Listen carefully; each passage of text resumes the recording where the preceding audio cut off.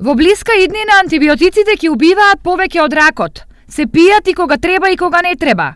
Ваквата неконтролирана употреба развива отпорност кон некои бактерии. Нешто што во 2020 ќе биде најголема причина за смртност, алармира научната фела. Многу е важно за каков тип на инфекција станува збор. Понекогаш постојат алтернативи за антибиотиците и кон тоа треба и пациентите и лекарите да се однесуваат многу одговорно. Многу е важно доколку антибиотикот не е индициран да не се употребува. Доколку имаме вирусна инфекција, антибиотикот е повеќе проблем отколку решение.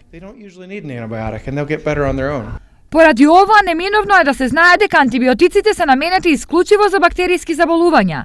80% од респираторните инфекции се предизвикани од вируси, случаи кога воопшто нема потреба од антибиотска терапија. Но освен злоупотребата на антибиотици, кон резистентноста придонесуваат повеќе фактори.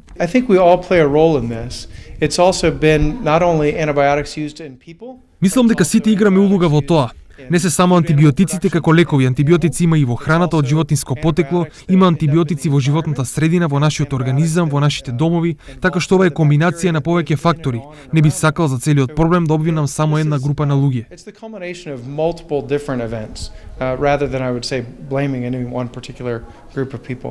Првиот чекор кој една држава треба да го направи е развивањето на национална стратегија за овој проблем.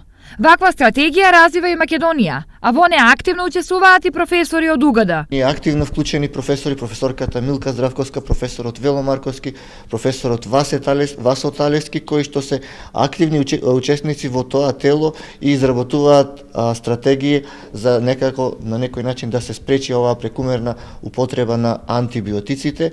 Мислам дека свесноста за овој проблем кај обичното население од ден на ден станува се поголема и веќе има ефекти.